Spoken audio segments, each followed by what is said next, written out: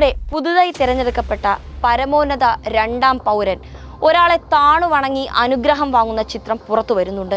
ഒരു ഹിന്ദു വിശ്വാസി എന്ന നിലയിൽ ഉപരാഷ്ട്രപതി CP രാധാകൃഷ്ണന് ഏത് സന്യാസിയും വണങ്ങാം. പക്ഷേ അദ്ദേഹം വണങ്ങുന്നത് സാധാരണ ഒരു ആത്മീയ നേതാവിനെയല്ല. സ്വന്തമായി രാജ്യമുള്ള, സ്വന്തമായി കമ്മട്ടമുള്ള, ഐൻസ്റ്റീൻ്റെ ഭൗതിക ശാസ്ത്രത്തെ പോലും വെല്ലുവിളിച്ച സാക്ഷാൽ ഡിവൈൻ ഹോളിനെസ് നിത്യാനന്ദ പരമശിവൻ. കൈലാസനാഥൻ പരമശിവന്റെ 293ാമത്തെ അവതാരമാണ് ഞാനെന്ന് സ്വയം പ്രഖ്യാപിച്ച ക്രിമിനൽ സന്യാസി.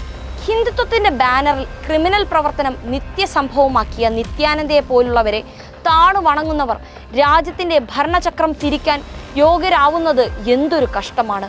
1990-ൽ തിരുവണ്ണാമല അമ്പലത്തിൽ പ്രസാദം കഴിച്ചു കഴിഞ്ഞു പോയ അരുണാചലം രാജശേഖരൻ മുതലിയാർ 21ാം നൂറ്റാണ്ടിന്റെ ആരംഭത്തിൽ അത്ഭുത പ്രവർത്തികൾ ചെയ്യുന്ന സ്വാമി നിത്യാനന്ദയായി മാറിയതിൽ തട്ടിപ്പിന്റെയും വഞ്ചനയുടെയും പിൻബലമല്ലാതെ മറ്റൊന്നുമില്ല.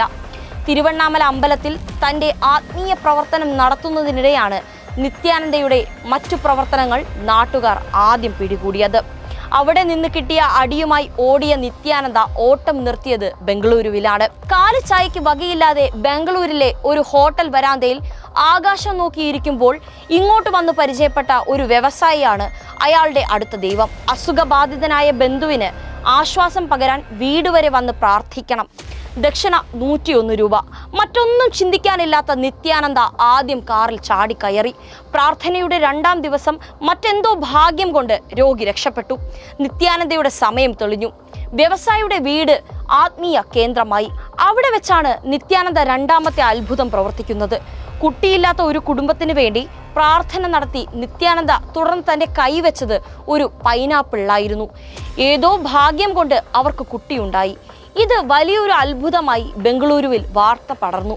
പൈനാപ്പിൾ സ്വാമി എന്ന പേരിൽ പ്രശസ്തി എടുത്തു നിൽക്കുമ്പോൾ നിത്യാനന്ദ അയാളുടെ തനി സ്വഭാവം കാണിച്ചു. ഫലം വീണ്ടും അടി. ഇത്തവണ ഓട്ടം നിന്നത് മധുരയിൽ. അവിടെയും സ്വഭാവത്തിൽ മാറ്റമില്ല. മധുര മീനാക്ഷി ക്ഷേത്രം ചുറ്റും ഓടിച്ച നാട്ടുകാർ ഗംഭീര അടി സ്വാമിക്ക് കൊടുത്തു. ഇത്തവണ ഓട്ടം നിൽക്കുന്നത് ഈറോട്ടിലായിരുന്നു. അവിടെയാണ് ആദ്യമായി നിത്യാനന്ദയ്ക്ക് നിത്യാശ്രമം ഉണ്ടാകുന്നത്. പിന്നീടുള്ള കാലം അയാൾ മാഗസീനുകൾ, ലോക്കൽ കേബിൾ TV പരിപാടികൾ എന്നിവ വഴി പ്രസിദ്ധനായി. 1000 കോടിക്കടുത്ത് അയാൾ ആത്മീയ വഴിയിൽ ഉണ്ടാക്കി. 2010-ൽ പുറത്തു വന്ന അശ്ലീല വീഡിയോയാണ് നിത്യാനന്ദയെ പിന്നീട് വാർത്തയിൽ നിറച്ചത്. ആശ്രമം കേന്ദ്രീകരിച്ച് ബലാത്സംഗങ്ങൾ, ആത്മഹത്യകൾ, വിദേശ പൗരന്മാരുടെ മരണം തുടങ്ങിയ നിത്യാനന്ദ കുപ്രസിദ്ധിയിൽ മുങ്ങി നിന്നു. 2010-ൽ പോലീസ് കേസെടുത്തെങ്കിലും കോടതിയിൽ ഒരു ഇര പോലും മൊഴി നൽകിയില്ല. ഇതോടെ നിത്യാനന്ദ മോചിതനായി. പിന്നീട് ഇയാൾ പരാതിക്കാരെയും മാധ്യമങ്ങളെയും അടച്ചാക്ഷേപിക്കാൻ തുടങ്ങി. അതോടെ ഒരു പരാതിക്കാരി നേരിട്ട് മൊഴി നൽകി. അവിടെ നടക്കുന്നത് ഉടമ്പടി പ്രകാരമുള്ള ലൈംഗിക വൈകൃതമാണെന്ന് ലോകം ഞെട്ടലോടെ കേട്ടു. നിത്യാനന്ദ അതിനു കൊടുത്ത വിശദീകരണം ഇങ്ങനെയാണ്: പ്രാചീന ഭാരതീയ സംസ്കാരത്തിലെ സ്ത്രീ പുരുഷ ആത്മീയ അന്വേഷണം. സംഗീത ലക്ഷ്മൺ എന്ന യുവതിയുടെ മരണവുമായി ബന്ധപ്പെട്ട് പോലീസ് കുരുക്കുമുറുക്കി.